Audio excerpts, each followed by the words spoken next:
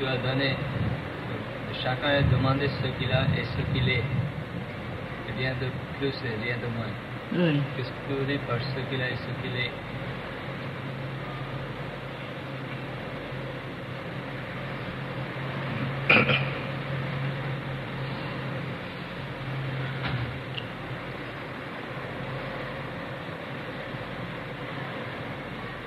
Je vais dire dans quelles circonstances je l'ai écrit, ça te fera comprendre. C'est quelqu'un qui m'écrivait en me disant qu'il était très malheureux parce que il rêvait d'avoir des capacités merveilleuses à mettre à la disposition du divin pour la réalisation, pour le travail, et aussi qu'il rêvait d'avoir des richesses immenses pour pouvoir les donner, les mettre au pied du divin pour l'œuvre. Alors je lui ai répondu que ça ne fallait pas être malheureux, qu'on demandait à chacun de donner ce qu'il a, c'est-à-dire toutes ses possessions, quelles qu'elles soient, et ce qu'il est, c'est-à-dire toutes ses possibilités. Ce qui correspond à consacrer sa vie et donner toutes ses possessions. Et qu'on ne demandait rien de plus que ça. Ce que vous êtes, donnez-le. Ce que vous avez, donnez-le. Et votre don sera parfait. Au point de vue spirituel, il sera parfait.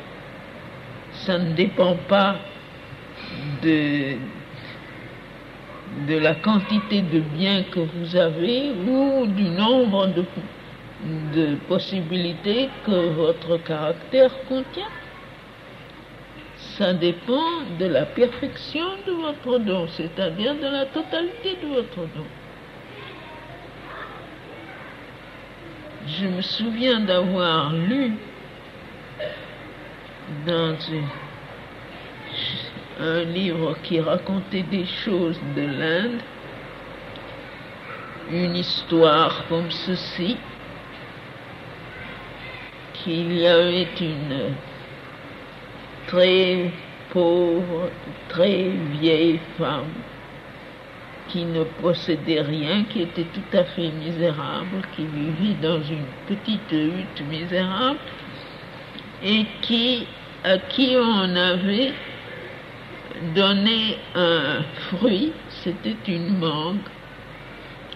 Elle en avait mangé la moitié et gardé l'autre moitié pour le lendemain parce que c'était une chose si merveilleuse qu'il n'y arrivait pas souvent d'avoir une mangue. Et alors quand la nuit est tombée, quelqu'un a frappé à la porte branlante et a demandé l'admission. Et ce quelqu'un est entré et lui a dit qu'il voulait l'abri et qu'il avait faim. Alors elle lui a dit, bon, je n'ai pas de feu pour vous chauffer, je n'ai pas de couverture pour vous couvrir, et il me reste la moitié de cette mangue, c'est tout ce que j'ai. Si vous la voulez, j'en ai mangé la moitié.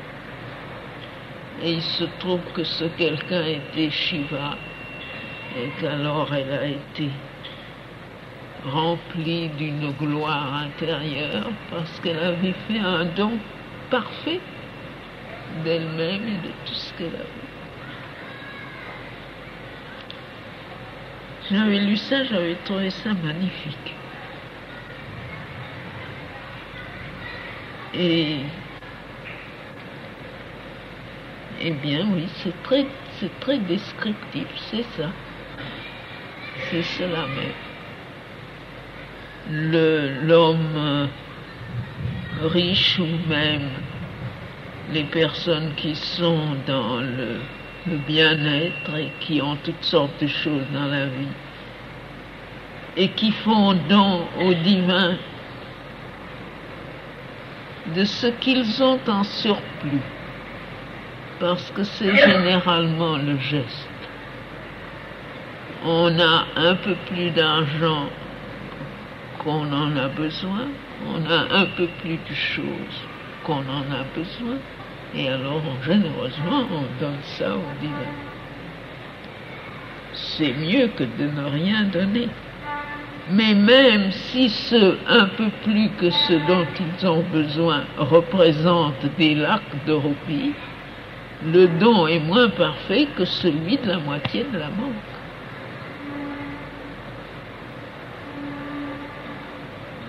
Parce que ce n'est pas à la quantité ni à la qualité que ça se mesure, c'est à la sincérité du don et à l'absolu du don.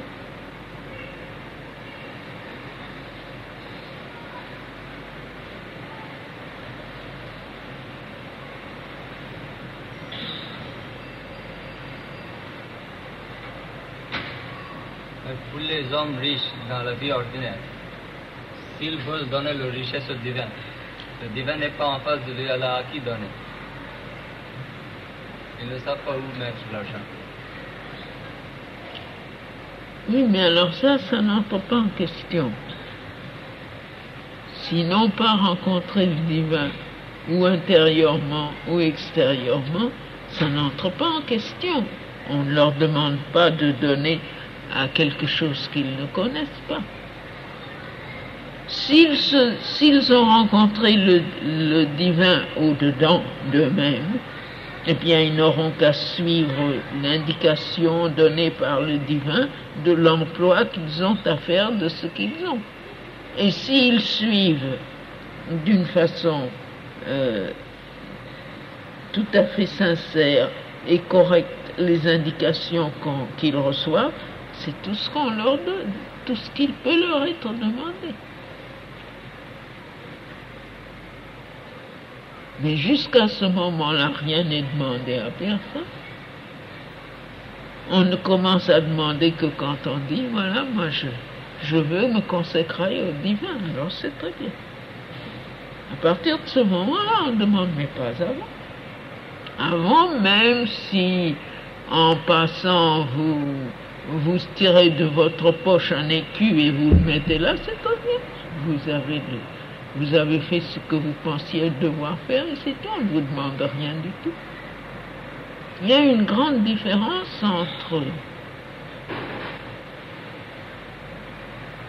au fond, entre demander au divin de vous adopter et puis faire un geste de bonne volonté, mais sans avoir la moindre intention de changer quoi que ce soit au cours de sa vie. Ceux qui vivent d'une vie ordinaire, bien s'ils font un geste de bonne volonté, c'est tant mieux pour eux, ça leur crée des antécédents pour les vies suivantes.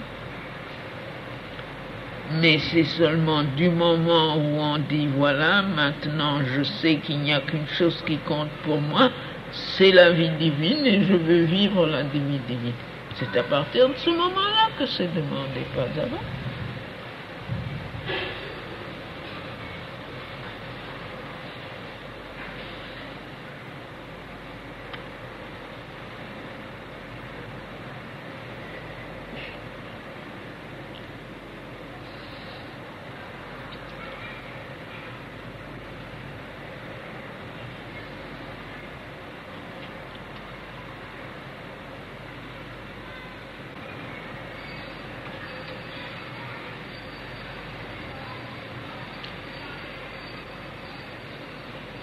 Rien.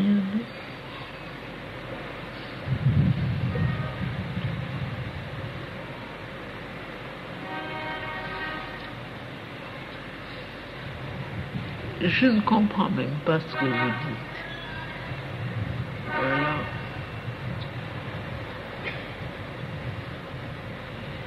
Ben, je pose une autre question. Il y a des gens qui arrivent ici, qui ont d'argent et qui ont très dévoué, montrent leur dévouement. Mais quand la question de l'argent arrive pour donner, ils font des commerces. Alors, comment est-ce que vous gardez le contact avec le présentateur? Il y a des gens qui arrivent, qui ont d'argent, qui montrent leur dévouement pour le divin. Mais quand la question... De quelle manière? En prenant de lui tout ce qu'il peut. Quand la question d'argent arrive, ils font des commerces, ils calculent, ils donnent. Je vous dis, je vous ai répondu, c'est comme ça. Ils viennent avec l'idée de prendre des divins tout ce qu'ils peuvent. Toutes les vertus, toutes les capacités, toutes les convenances aussi, toutes les commodités, tout, et quelquefois même des pouvoirs et tout le reste. Ils viennent pour prendre, ils ne viennent pas pour donner. Et leur apparence de dévouement, c'est simplement un manteau qu'ils ont mis sur leur volonté de prendre, de recevoir. Ça a un grand champ depuis sauver son âme, avoir des expériences spirituelles, obtenir des pouvoirs, et ça finit par une petite vie tranquille, confortable, plus ou moins, enfin avec un minimum de confort, et pas de soucis, pas d'embêtement, hors des tracas de la vie. C'est comme ça fait une grande échelle. Mais s'ils donnent, c'est parce que c'est une sorte de marchandage. Ils savent que pour prendre tout ça, il faut bien donner un peu quelque chose, autrement ils ne le recevront pas. Alors ils font semblant d'être très dévoués, mais ce n'est qu'une ressemblance, parce que c'est pas sincère.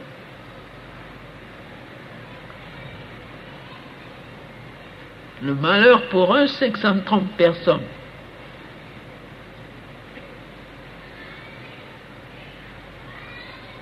Ça peut être toléré, mais ça ne veut pas dire qu'on est trompé.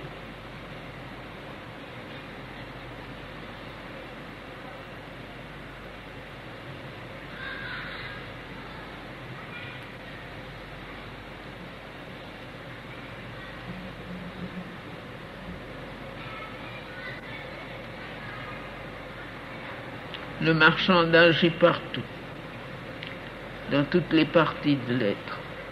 C'est toujours donnant-donnant. Depuis les expériences spirituelles les plus hautes jusqu'aux petits besoins matériels les plus minimes.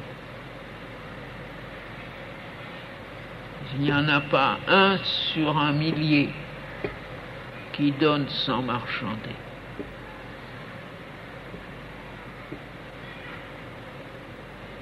Et justement, l'histoire dont je vous ai parlé, la beauté de l'histoire, comme d'ailleurs il y en a beaucoup comme ça ici, c'est que quand la vieille femme a donné, elle ne savait pas que c'était Shiva.